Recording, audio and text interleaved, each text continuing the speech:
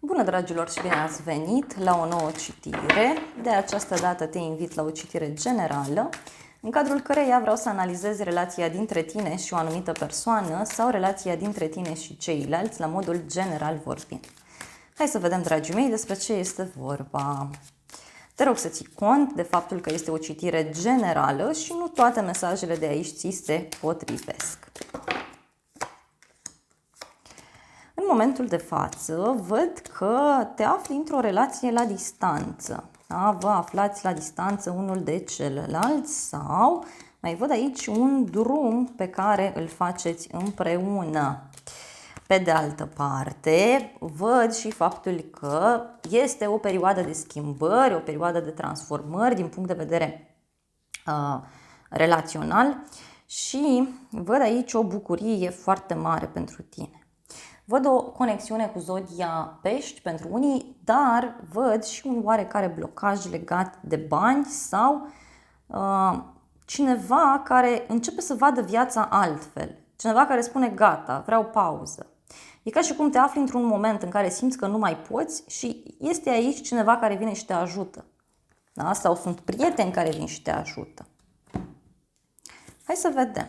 Pentru tine avem Regina de Bâte, o conexiune foarte puternică cu zodia Leu, Berbec, Săgetător. Este o perioadă în care ești foarte optimist, foarte entuziasmat, ai foarte multă speranță în tot ceea ce faci și de asemenea este o perioadă în care speri foarte mult la o relație, speri foarte mult la o situație să se îndeplinească. Apoi avem Marea Preoteasă. Cineva aici ascunde niște secrete. Însă, văd și o persoană care este foarte puternic conectată la tine. Este o persoană specială.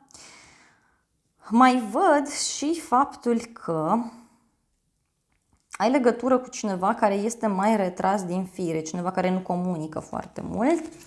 Și în inima ta, 8 de monede, deci lucrezi la ceva pentru sufletul tău, te pregătești pentru ceva, poate repari ceva prin casă. Pentru alții văd că vă pregătiți aici să reparați o relație, să faceți ca lucrurile să funcționeze cumva altfel. Cealaltă persoană, Asul de monede, văd pe cineva care are o siguranță din partea ta. Se simte apreciat, se simte valorificat. Mai văd și o dovadă fizică pe care cineva ți-o oferă aici. O dovadă fizică. E ca și cum lucrezi la ceva. Dacă ești o persoană singură, văd aici un nou început. Deci poți să cunoști o nouă persoană într-un loc nou în care mergi.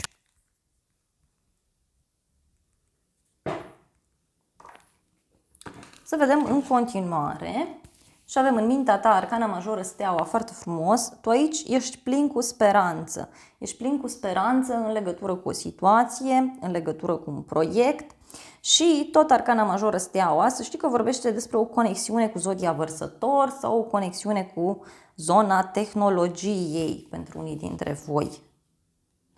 Ești cu gândul undeva la distanță, în străinătate. Vrei să te reinventezi. Ai o speranță foarte mare în legătură cu această situație. Cealaltă persoană, 10 de spade, cineva aici este dispus să închidă ceva, să pună punct la o situație. Din punct de vedere profesional, este o perioadă de schimbări pentru tine, de schimbări foarte mari. Cineva aici pur și simplu simte că este într-o altă viață, că este într-o altă etapă. Mai văd și pe cineva care stă și studiază ceva anume. Ce urmează? Avem Cavalerul de monede. Dacă ești într-o relație, aici văd că lucrurile se vor mișca puțin mai greu în următoarea perioadă, însă văd faptul că relația devine mult mai stabilă. Deveniți prieteni buni sau aveți o activitate comună. Mai văd un drum pe care îl faci cu cineva legat de bani, da? Deci mergi la cumpărături sau aștepți niște bani de undeva de la distanță în viitorul apropiat.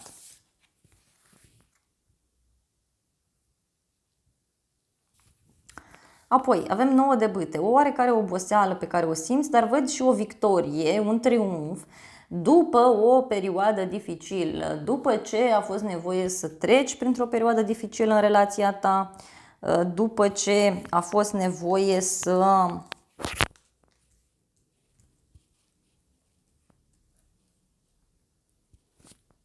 te sacrifici, poate. Să vedem cealaltă persoană. 10 de monede. Aici văd că îți va fi și o oarecare teamă în viitorul apropiat. Îți va fi teamă în legătură cu ceva sau poate pur și simplu vei simți o oboseală. Pentru că văd aici o regină de monede, o conexiune cu o zodie de pământ, Taur, Fecioară, Capricorn. Este o persoană foarte stabilă din punct de vedere financiar, este o persoană sigură pe ea, care știe foarte bine ce vrea și de asemenea mai văd și o legătură cu o persoană care poate îți oferă un ajutor financiar. În inima ta, 5 de cupe. Văd aici că te uiți doar spre partea goală a paharului sau e ca și cum îți reamintești de trecut. În alte cazuri, e ca și cum îți este teamă în viitorul apropiat să nu se mai repete iarăși o situație în care ai mai fost pus sau pusă. Poate chiar primești o veste, da, de la cineva din familie, din partea unui prieten. Și văd aici 6 de bâte. Uite, cineva se simte victorios alături de tine. Văd o bucurie pe care cineva o are în urma acestei întâlniri. Este o întâlnire într-un loc scump sau poate aștepți un răspuns privind o sumă de bani. Cealaltă persoană, regele de monede. Deci avem regina de monede, regele de monede. Este clar aici o conexiune de suflete pereche, dar văd și o relație mult mai stabilă, mult mai închegată pentru tine.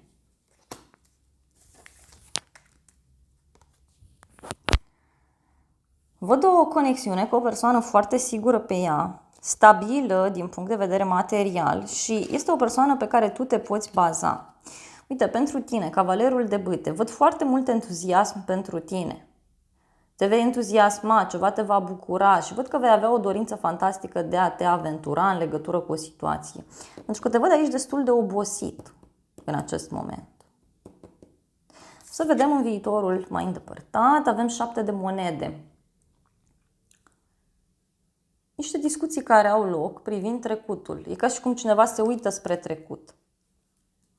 Mai văd aici o conexiune cu o situație legată de o bancă sau poate să fie un moment în care te vezi cu o persoană, mergi într-un loc în care ai mai fost sau pur și simplu vă bucurați așa de cum anume au avansat lucrurile în acest proiect, în această relație. Pentru tine, 2 de spade, văd aici că vei fi puțin stresat sau stresată în legătură cu o decizie pe care o ai de luat. Mai văd faptul că vei fi puțin pus deoparte și ca și cum cineva vine și te ajută. Te sperii de ceva anume. Cealaltă persoană, nebunul, wow, aici poate să apară o nouă persoană în viața ta sau tot cartea asta poate să însemne în acest context că o persoană se eliberează, cineva vine și îți dă o veste foarte bună. În inima ta, 4 de spade, deci îți va fi teamă de ceva anume, de un termen, limită. Trebuie să termini un proiect sau ai de rezolvat ceva important. 8 de spade. Uite, persoana asta se gândește să-ți ofere o mână de ajutor. Cineva vrea să te ajute. Dar văd aici un blocaj pe care cineva îl va simți. În mintea ta avem 7 de bâte. Deci tu aici te vei concentra foarte mult pe ideile tale, pe ceea ce îți dorești tu. Vei avea o credință puternică și de asemenea văd că îți vei dori să ajungi undeva sus sau undeva departe și te vei lupta cu toate forțele tale. Cealaltă persoană, 7 de spade, deci cineva abandonează, cineva fuge, cineva pleacă, mai văd aici.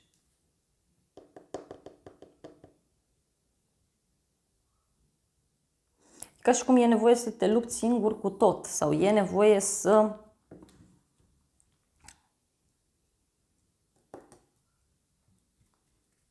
faci tot felul de lucruri. E ca și cum cineva fură, cineva fuge de undeva, face ceva tocmai ca să vină către tine. Hai să vedem puțin despre ce este vorba. Hai să clarificăm puțin nebunul, pentru că sunt curioasă.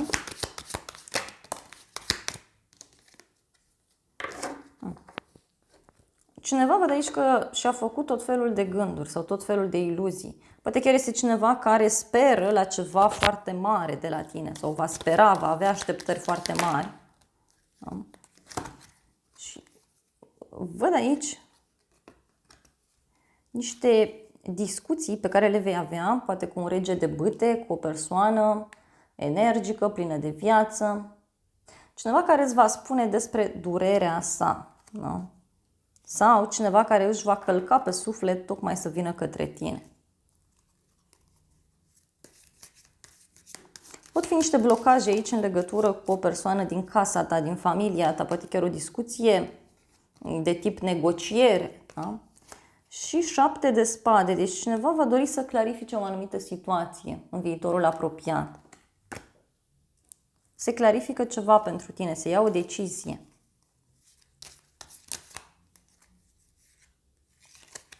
Uite, pentru că văd aici o petrecere, o întâlnire. E ca și cum trecutul ăsta bate la ușă. Fie tu ți amintești de trecut, fie cealaltă persoană.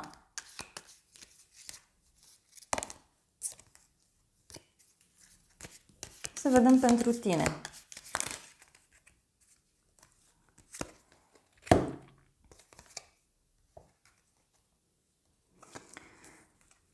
E ceva ce ți se pare destul de ciudat privind o situație pe care o pui în așteptare, ceva ce pui pe pauză sau poate e ceva legat de o călătorie îndepărtată sau ceva legat de zona de online.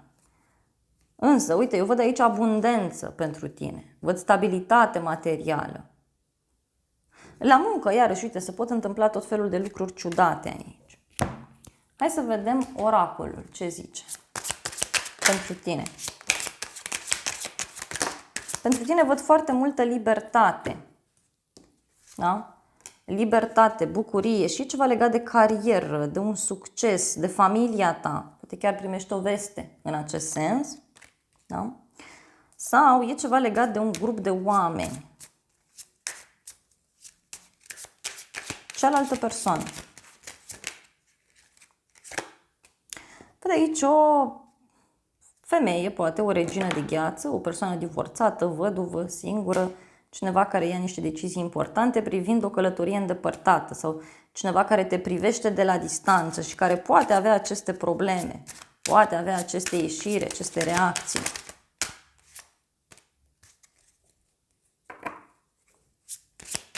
Mai văd o femeie cu părul roșcat sau o femeie tânără care, uite, te poate ajuta aici, da? În acest blocaj. Uite, cineva te va surprinde foarte, foarte mult. Foarte mult în această situație. Și, ce mai văd?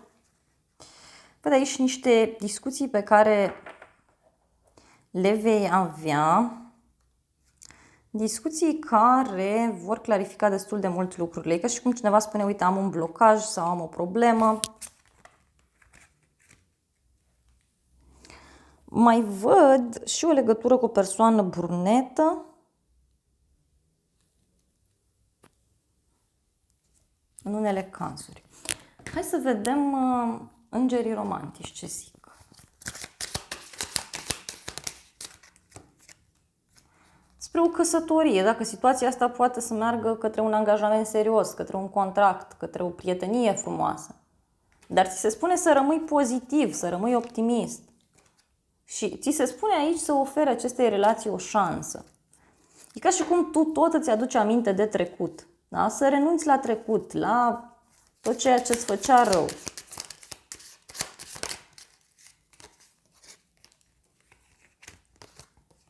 Văd aici pasiune, pe de o parte, dar și o separare. Foarte interesant. Deci poate e cineva de care te-ai separat curând sau unii poate auziți chiar de o despărțire, însă văd clar și o nouă iubire. O nouă iubire. Deci lucrurile cu siguranță merg într-o cu totul și cu totul altă direcție. Hai să clarificăm puțin nebunul aici, pentru că sunt foarte curioasă ce apare nou, despre ce e vorba. Da, cineva care e nevoie să facă pace cu trecutul. Da? E ceva legat de un copil, ceva legat de o nouă persoană. Deci Cineva e ca și cum repetă aceeași chestie. Sau cineva consideră că e nevoie să se elibereze dintr-o situație. Mai luăm o singură carte din acest oracol pentru tine. Da, uite, este vorba despre o alegere pe care tu o vei avea de făcut, dar este ceva care ți aduce succes, care ți aduce mândrie, care ți aduce speranță foarte mare și este ceva legat de un contract sau de niște acte, da? Putere văd aici și succes. Deci e clar că lucrurile se rezolvă pentru tine cât mai curând. Și văd eliberare, un final, deci aici ceva se întâmplă.